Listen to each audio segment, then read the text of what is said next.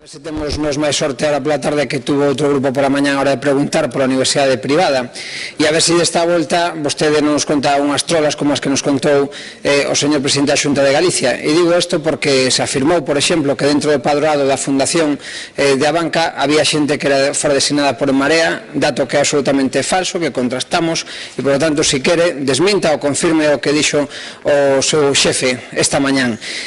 Nós queremos preguntarlle por que se está abrindo as portas a un banco que quere vampirizar o sistema universitario público de Galicia e por que esa insistencia do goberno de Feijóo, do seu goberno, en seguir adiante cun sistema do cal os propios rectores das universidades alertaron notoriamente das graves irregularidades e das infraccións legais que se están cometendo.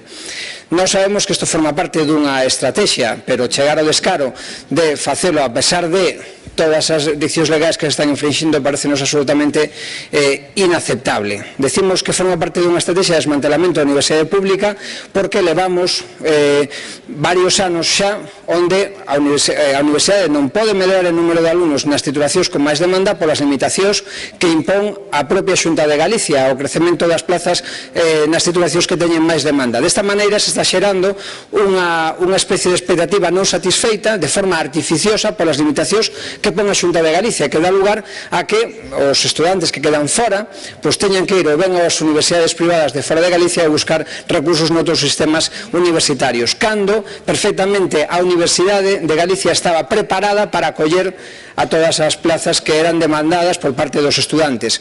Logo, sabemos que isto forma parte dunha asfixia planificada, dunha asfixia preparada, que ademais está unida a un rácano sistema de financiamento das universidades públicas que asfixia non solamente a docencia, senón tamén a investigación das universidades galegas.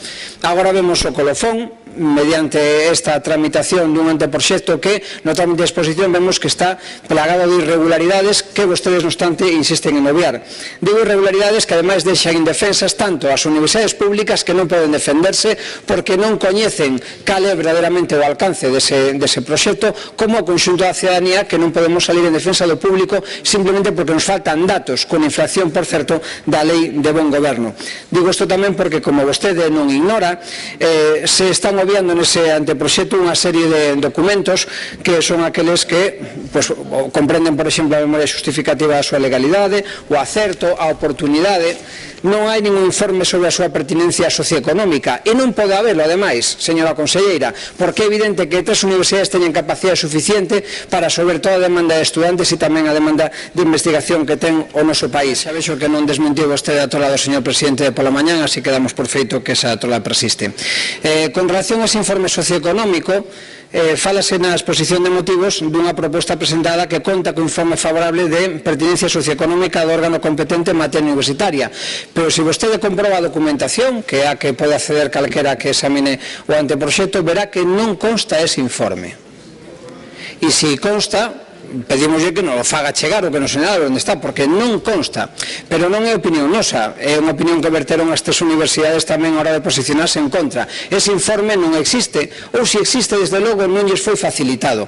Logo díganos que é, se que o teñen e non o queren entregar, entonces temos que preguntarnos a ver que o que pon, ou se é que o teñen entregaron como nos enteraron deso as tres universidades que votaron en contra precisamente, entre outras, por esa razón.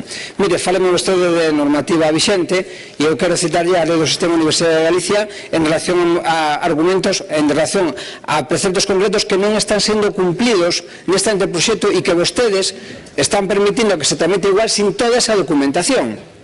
Non hai oferta académica mínima de titulacións oficiais, non a hai. Non hai, non conta con eso. Conta, dícese únicamente que hai ramas de coñecemento diferentes no ámbito xurídico, no ámbito da enxeñería e arquitectura, sin señalarse as titulacións correspondentes que é o que establece a lei. Tampouco hai unha programación investigadora adecuada, algo que obliga o Real Decreto 420/2015, unha programación plurianual de actividade investigadora nas áreas científicas, que se diga cal é a estrategia de captación de talento científico, como se construen as infraestructuras técnico-científicas, como se colabora co sector productivo en materia de máis. Sí, non hai nada desto, señora conselleira. E iso é infracción da lei.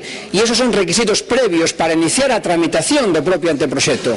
Logo, díganos por que razón permite que continúe a tramitación e lle pedimos, como consecuencia disto, que retiren ese anteproxecto hasta que cumpla as prescripcións legais. Moitas gracias.